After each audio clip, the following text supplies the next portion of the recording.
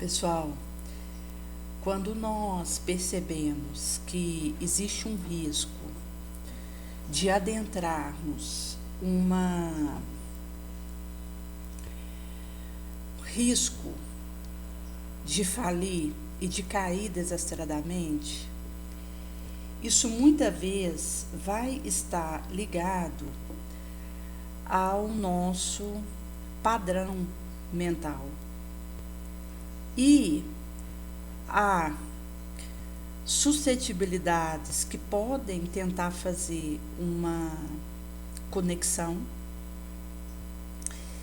e vir a acontecer enquanto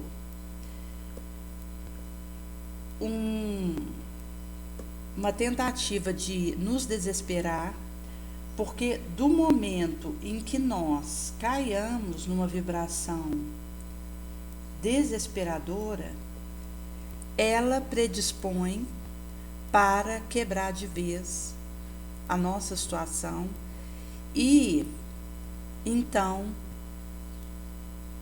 caímos de fato. Quando é considerada essa questão do risco que existe, muitas vezes isso vai estar numa entrelinha e poderíamos dizer, inclusive, que na maioria das vezes está numa entrelinha que caberá a nós saber ler e interpretar.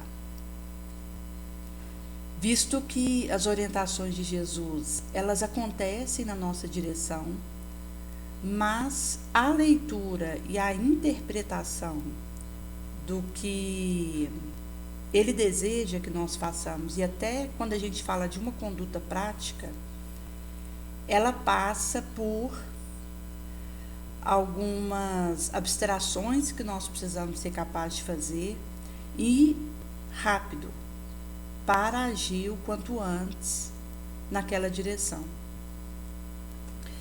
A moça ela era comentado que tinha havido uma questão que ocorrera ali no local onde ela mora, referente a um conserto que precisaria acontecer, mas de algo que era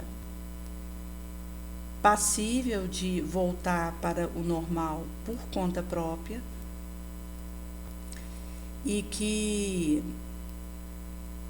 ela havia preferido aguardar isso acontecer antes de comentar, porque com isso ganharia inclusive tempo, visto que a funcionalidade básica estava acontecendo, e depois houve uma intervenção ali de alguém que tinha uma voz ali naquele local, referendo-se a um aviso que houvera sido pedido para ser feito em casos em que tivesse esse tipo de intermitência. E em meio à percepção que ela teve de fazer aquele processo do silêncio e trabalho, ao invés de, num primeiro momento, trazer aquilo à baila, ela teve essa confirmação novamente, passou isso pelo crivo e percebeu que esse era a conduta que Jesus pedia dela. Mas veja, situações que, na verdade, elas vêm como um nó e que nos mostram como nós estamos sujeitos a criarmos situações em que nos advirão, a partir disso, problemas desnecessários e sofrimentos injustificados, por escolhas erradas, leituras erradas da situação. Isso considerando que nós estamos com foco em Jesus e no mapa do tesouro que ele nos traz, mas ao mesmo tempo a questão de riscos e enganos que acontecem. Há um tempo atrás, uma moça ela houvera comentado que alguém ali conhecido tinha tido uma situação ali de vir a sair pela porta do autoextermínio por um uso de medicação. Uma moça jovem, formada, estava preparando para poder clinicar. E ela comentava que aconteceu uma impactação do seu organismo referente a isso, enquanto uma dor de cabeça e um enjoo, porque a dor de cabeça acabava virando um enjoo e vice-versa. E ela então, na noite em que ocorrera esse episódio com essa moça, ela tinha tido ali uma noite complicada, em que inclusive ela levantara no meio da noite, tinha vomitado e estava ali num abalo devido àquilo que houvera ocorrido. E de outras vezes em que ela se percebia fazendo uma oração para a questão do autoextermínio, colocando esses espíritos, seja os que ainda estão encarnados, que desencarnaram dessa forma, nas suas orações e pedindo para Jesus um auxílio endereçado a eles,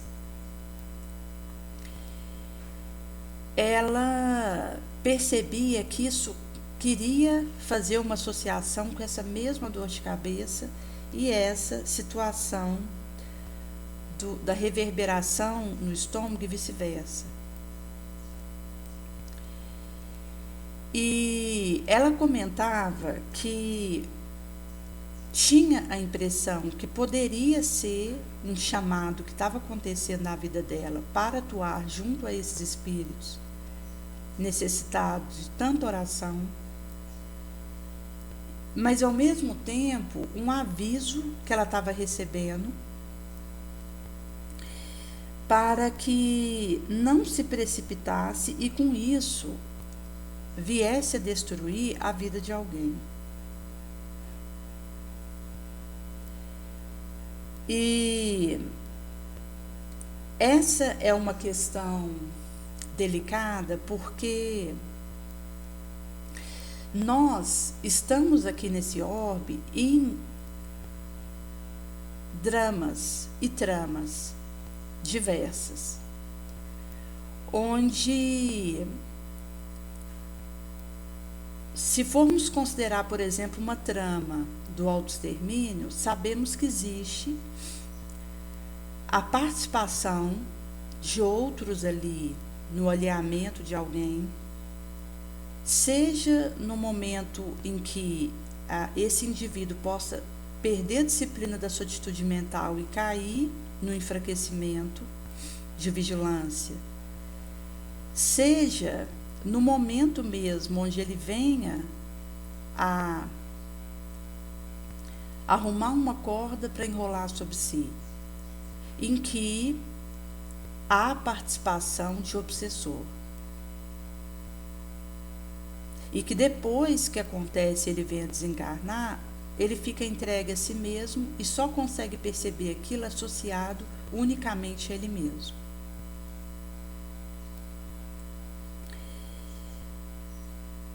Por isso que a questão de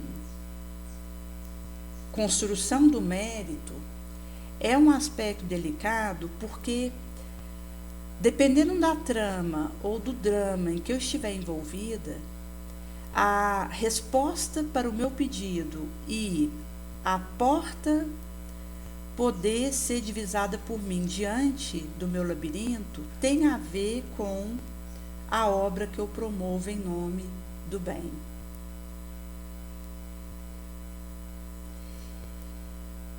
E quando nós faláramos aqui a questão de quebrar o materialismo, é exatamente porque o materialismo ele nos impede de ver essas saídas, de ver o que acontece naquele drama específico, de perceber quem está gritando por socorro em silêncio.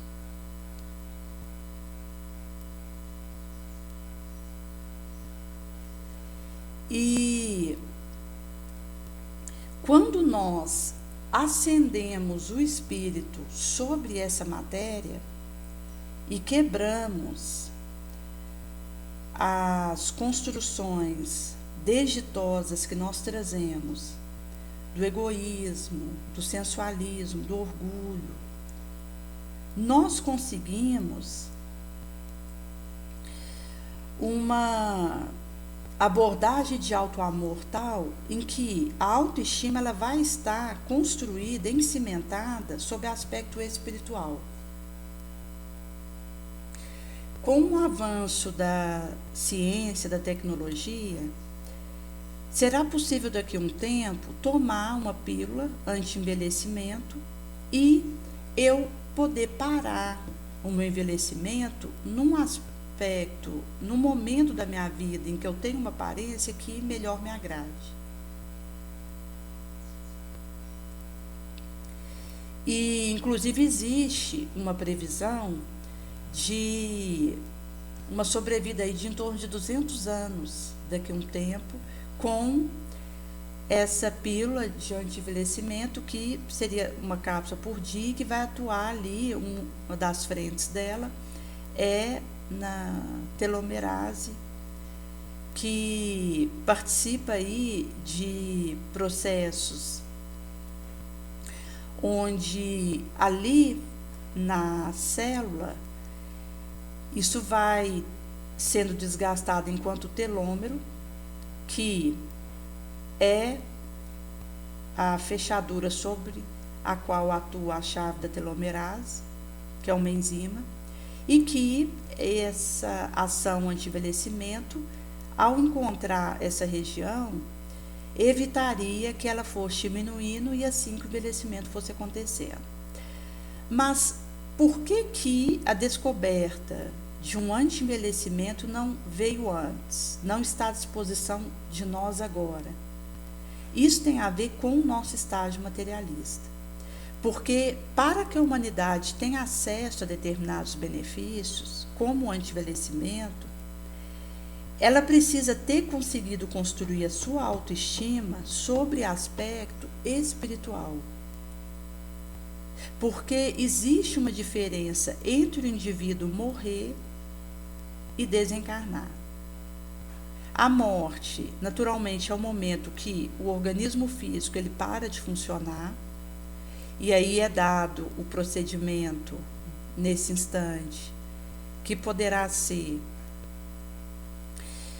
uma cremação, que tem aí a orientação para isso, de aguardar pelo menos 72 horas, ou enterrar normalmente, ou doação de órgão, que é uma recomendação dos bons espíritos para nós.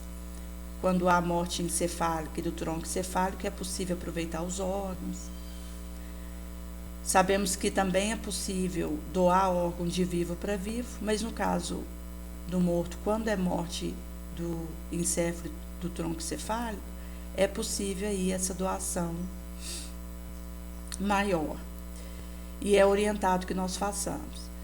Daí, nesse momento que acontece a morte do corpo, que ele para de funcionar, é possível essas abordagens.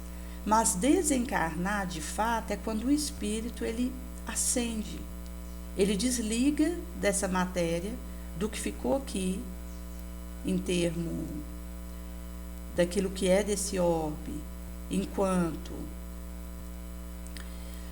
um carro, uma moto, um avião. O indivíduo quebra isso, desconecta e alça um novo mundo, uma nova realidade. E se nós ainda temos problema com o materialismo e as nossas estatísticas de cirurgia de estética dizem isso, sendo o Brasil, até um tempo, segundo o ranking que fora feito, o segundo país no mundo que mais tem procedimento estético, isso vai dizer de um materialismo que está arraigado em nós. E, em sendo assim, se houvesse uma interferência de uma pílula anti-envelhecimento, nós iríamos optar pela matéria em detrimento do espírito. Mas à medida que o espírito ele se fortalece, as ideias espiritualistas, que nós desenvolvemos a nossa espiritualidade, a nossa autoestima, o nosso autoaspecto vai ser em cima de fator espiritual, que prioriza a essência em detrimento da casca. Por isso que quando vai acontecer a reencarnação de espíritos mais elevados aqui na Terra, eles pedem dificuldades orgânicas, pede uma feiura, uma alteração glandular, uma irritação no estômago, um empedramento de um rim, que são situações que podem ajudá-los a viver com mais facilidade o ideal elevado. Porque aqui, enquanto nesse orbe em que nós estamos mergulhados, nas vibrações subversivas e contraditórias, acaba que aquele que venha a priorizar a aparência, ele acaba sendo esmagado por um trator.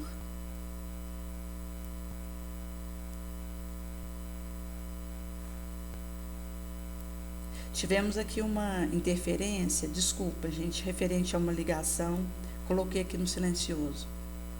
Te esqueci de colocar. E, em sendo assim, quando é colocado as obras que nós promovamos em nome de Jesus e que vão nos alicerçando, pedir e receber, passa por aquilo que eu construí de mérito no bem, e porque a partir desse ponto chegado, o que eu peço tem visto aprimoramento espiritual. Com isso, é-me dado aquilo. Agora, construir o mérito para pedir e receber é adentrar um estado em que eu peço e recebo, seguir pela porta estreita, pelo meu suor mesmo. E essa gramática, linguagem, método, explicação,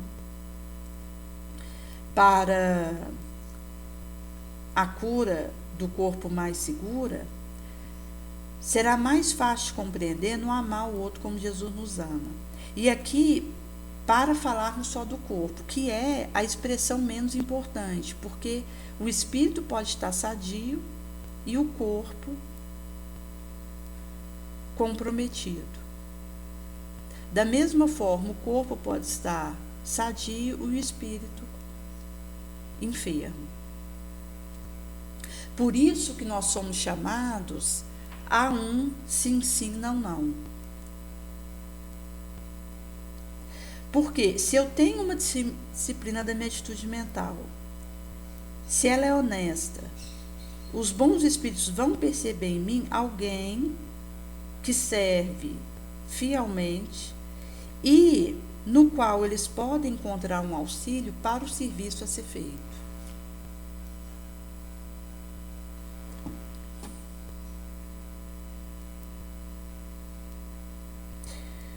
Com isso, o comprometimento na obra nobre me leva a receber um auxílio para realizar isso. Agora, se eu prometo com o coração vazio, consciente de que eu não vou dar conta de cumprir, e faço isso só por interesse de me associar aos bons espíritos para ter algum retorno, sabendo que eu não dou conta daquilo, isso seria criar novos problemas e fazer um amontoamento de pedras sobre a minha cabeça.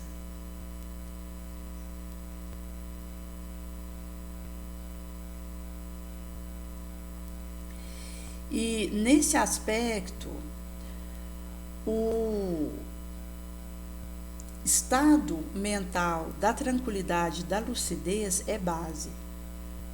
Porque quando nós estamos numa situação intensa, existem tentativas sobre nós de nos desequilibrar e desesperar. Conforme o relato de um rapaz, 30 e poucos anos, que ele estava entrando no trem, as pessoas entrando ali, e a porta do trem fecha e prende ele. Essa porta não tinha um sensor para avisar o motorista que alguém tinha ficado preso ali. Inclusive, depois desse ocorrido, foi avisado pela companhia que seria colocado o sensor para identificar alguém preso ali na porta, porque então não tinha. E as pessoas que estavam ali próximo, algumas começaram a chorar, a pedir para poder o trem parar, a gritar. Quando nós estamos numa situação igual essa, em que alguém fica preso e precisamos ajudar rápido, quanto mais eu ficar no meu ponto de lucidez, melhor. Porque se eu começo a uivar, chorar, espezinhar, ao invés de raciocinar para trazer uma solução para aquilo que está acontecendo, eu vou contribuir para que o ambiente desequilibre. E é aquela questão da coragem e compaixão diante da dor do outro. Porque se eu desmorono e perco o controle da minha emoção com aquilo, vou precisar que alguém me ajude. Se eu mantenho o controle da minha emoção e meu ponto de lucidez, o meu ponto de raciocínio, do bom senso, eu consigo divisar uma forma de minorar o dano que está acontecendo ali. Esse rapaz ali preso, mesmo tendo sido feito pedido ali de quem estava próximo para que ele fosse retirado, no caso que o trem parasse para que ele, então ali preso na porta, essa porta no subsequente fosse aberta para ele ser tirado, esse trem continuou e ele morreu ali na corda do trilho. E mesmo quando vem acontecer alguma coisa de fato, se eu estou sob o comando de mim mesma, é o momento de eu enviar uma prece. Porque se a pessoa já está ali no chão, fez um primeiro socorro, porque nós vamos então chamar uma ambulância e pedir para ser encaminhado para o hospital mais próximo, mas foi confirmada a morte do indivíduo, e mesmo ali naquele trâmite, se eu entro numa mentalização positiva da prece, eu beneficio esse espírito desde aquele momento. Inclusive considerando o momento que ele ficou preso ali naquela porta, aquele trem foi andando, não parou. Que aí é feita uma sinergização, intensifica o efeito daquela prece e vai levando consolo para esse espírito naquilo que ele esteja vivendo.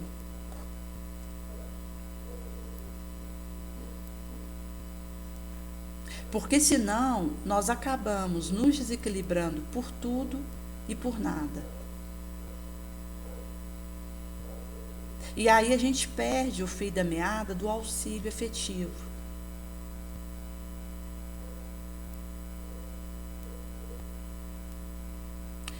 E essa questão da vibração positiva e desse estado de paz, ela feedback, ela retroalimenta.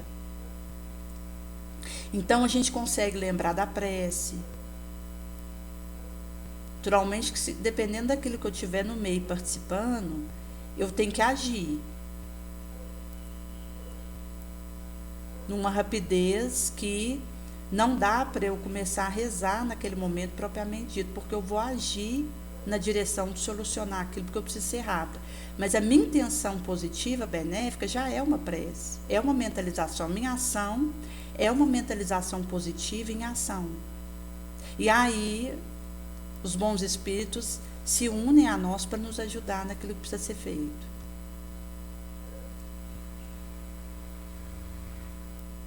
Com isso, no momento em que é possível eu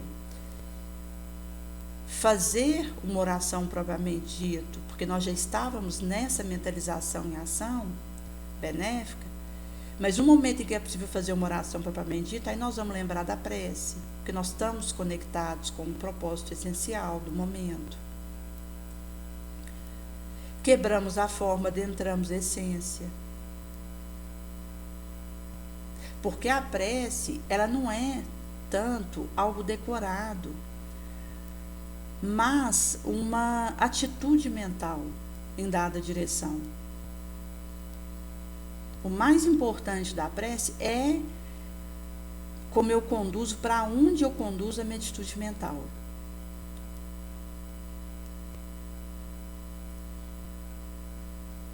E com isso nós vamos sendo arregimentados, pulverizados com uma força soberana ao invés da força bruta. A força bruta é aquela que me faz pegar essa estantezinha e arrastar ela para perto da porta. Pegar um armário, descer a escada e pôr numa caminhonete.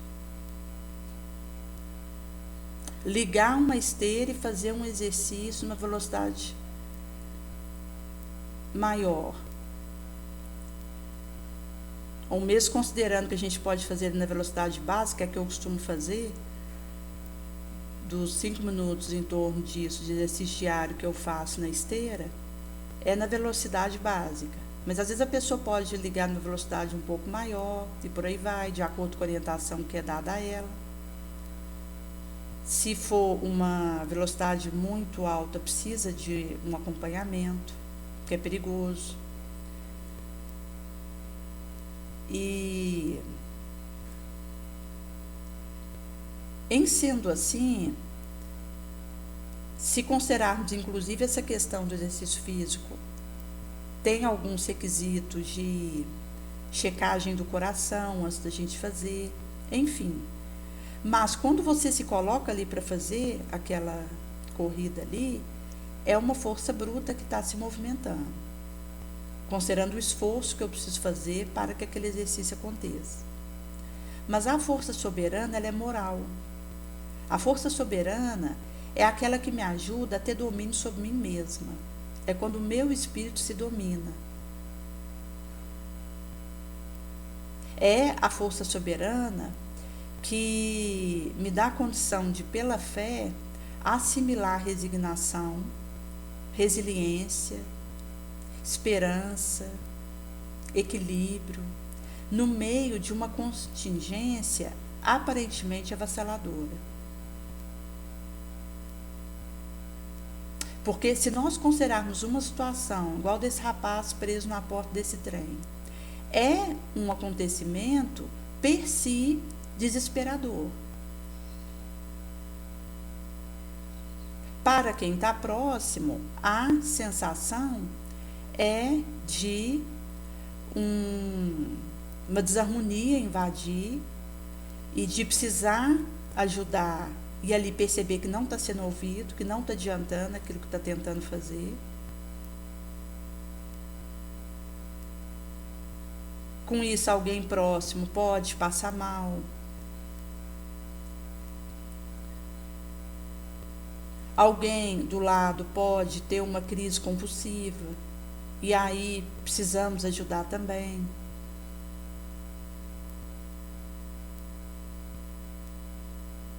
E acaba que o desequilíbrio, ele cria uma cascata, vira uma cadeia. Então, se eu dou espaço para um desequilíbrio, logo vai vir mais, para ampliar e intensificar aquilo. Por isso que quando Jesus falava da questão da vigilância, é porque um insignificante descuido é o suficiente para dar uma brecha que logo vem mais gente para fazer aquilo piorar. Basta que a brecha seja dada. Aí as companhias acontecerão no subsequente, espontaneamente, sem que a gente faça esforço. Porque cair, gente, a gente cai sem esforço. Se eu deixar por minha conta, não vigiar, não orar, não ter uma disciplina, o que vai acontecer espontaneamente é eu cair. Considerando a mim como espírito inferior, se fico entregue a mim mesmo. O que exige subida, elevação, caridade, equilíbrio, é conseguido pelo meu esforço, por essa força soberana. Teve uma moça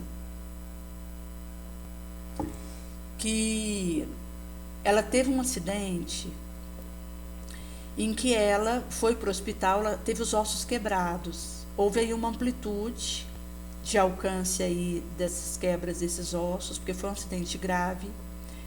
Inclusive, ela precisou fazer amputação de um membro durante o período que ela estava no hospital. E ela optou por amputar e avisou o médico, pode amputar. E falou que poderia fazer esse procedimento. E ela, enquanto esteve no hospital, o período que ela estava lá, ela teve várias embolias, teve situações ali, limite de contaminação no organismo dela. E o médico que acompanhara, depois que ela já tinha recebido o alta e ido para casa, porque ela agora é cadeirante, mas ela mora sozinha, faz as próprias coisas, aquilo que precisa. Quando ela vai pegar um Uber ou questão de um ônibus, ela relata que auxilia os outros a viver a caridade, no sentido da alegria que ela sente de ser um instrumento para que o outro pratique o bem, porque as pessoas se preocupam em ajudar ela, entrar num Uber, a sair, entrar no ônibus, a sair, atravessar o portinhol de um prédio. E o médico houvera comentado que em momento algum ela reclamou ou maldizeu aquilo que ela tinha vivido. E, inclusive, ela disse que era questionada se ela estava com algum tipo de abetamento, pelo fato de não manifestar queixa e uma angústia próprio de quem vive uma situação como aquela. E ela falava que, de início, para responder a pergunta, ela não sabia, mas que ela tinha uma confiança muito grande, uma fé muito grande em Deus. E sabia que ela não estava desamparada. E isso mostra que ela já tinha uma construção de força soberana dentro dela, que permitiu a ela acionar isso naturalmente sob um esforço heróico, para lidar com o que ela passou com o aproveitamento da prova. Porque se ela rebela, chuta o balde, revolta contra Deus,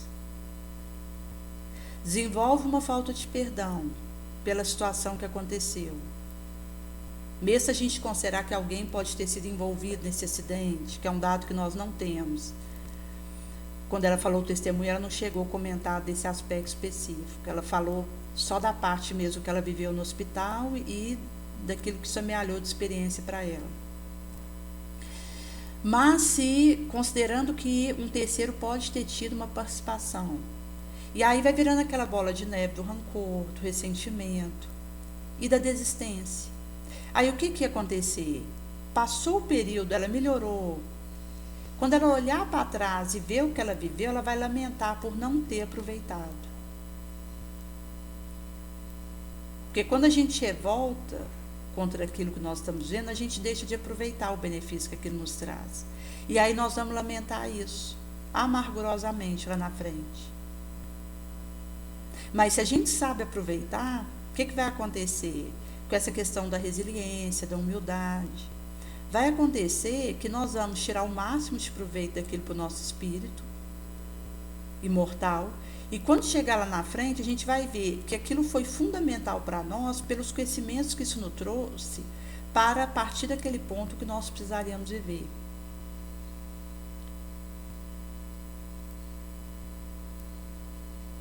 Daí que é uma experiência de aprendizado.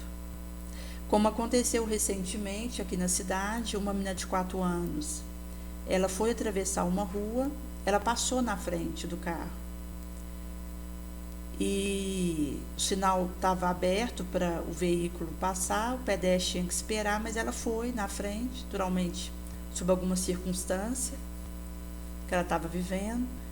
E esse automóvel pegou ela na perna, inclusive ela está internada em Uberaba, e cada injetável que ela precisa tomar é R$ 400. Então foi feita uma campanha para ajudar ali a família.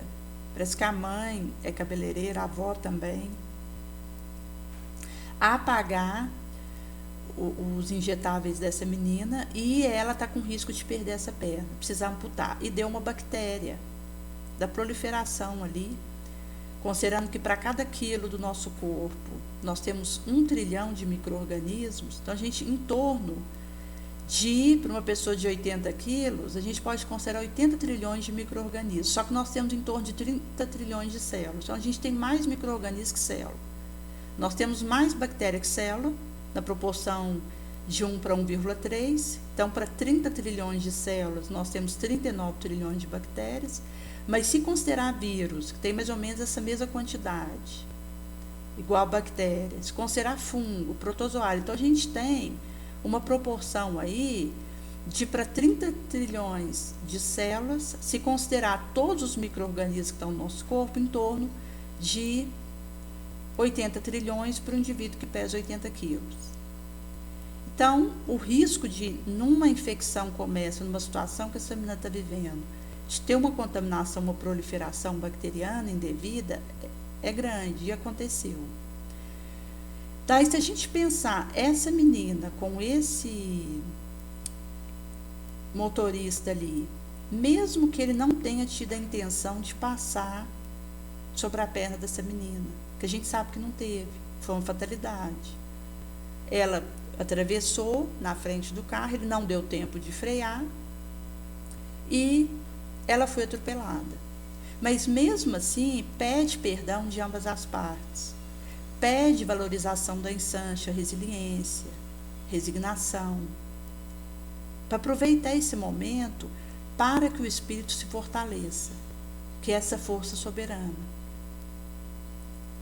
Igual um outro caso que teve, que 2 tias foi levar uma criança de 2 anos para a escolinha e elas costumavam ir pegar. Agora parece que tinha alguém que levava, mas essas 2 tias tinham esse costume de cuidar dessa parte de levar e trazer dessa escolinha. E quando foi pegar essa menina, ela foi colocada ali por uma das tias que estava no banco do lado da tia que estava dirigindo, na frente, na parte da frente, e ela foi colocar essa sobrinha ali do lado que ela estava sentada, portanto, dando para a rua. dentro do carro e essa menina desequilibra ali dentro e vem a cair no chão. No momento que ela cai no chão, ela poderia ter pego a menina e posto dentro do carro, mas a tia que estava no volante desesperou. E com isso ela deixou o freio de mão baixar, o carro anda e a roda passa em cima da menina e ela vem a falecer. É um outro exemplo que mostra que mesmo que não haja intenção, porque nesse caso foi outra fatalidade, mas precisa ter perdão para aqueles que participaram daquela trama, daquele drama. Precisa ter perdão dado, recebido, auto-perdão, perdão ao outro, perdão a Deus, para que nós possamos continuar a nossa trajetória com o aproveitamento da experiência.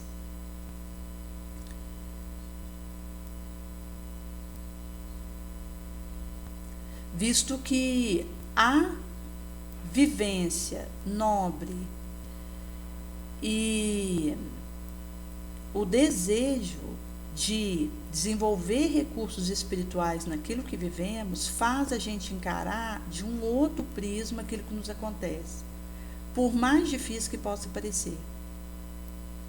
E aí a gente chega num ponto de sentir gratidão. Porque a gente vai percebendo que seja o que for, se nós soubermos aproveitar, sempre o Espírito vai poder amealhar recursos importantíssimos para a sua trajetória mortal, do qual nós necessitaremos para avançar. Porque força soberana a gente não adquire na água de coco, na facilidade da vida. Para que nós adquiramos força, nós precisamos, em meio aos embates e às lutas do dia a dia, resignar e aproveitar aquilo. E existem vivências que vão nos encontrar, inclusive do obsessor conosco, que precisa guardar a gente ter força suficiente, porque senão aquilo nos esmaga, nos destrói.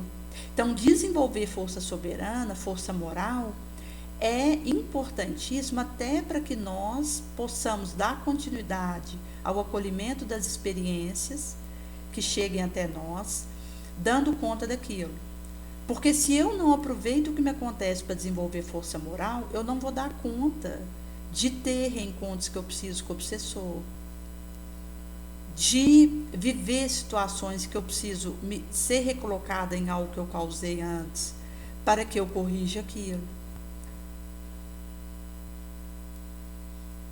Porque se Jesus me percebe sem força moral, ele não vai permitir que eu viva essas experiências que eu preciso, que são necessárias para mim, porque ele sabe que aquilo vai me esmagar.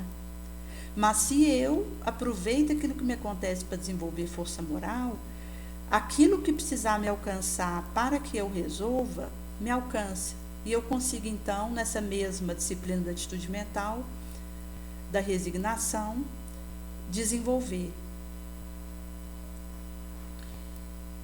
força moral cada vez mais. E isso é essa proposta ascensional e elevacional que o Cristo deseja para nós.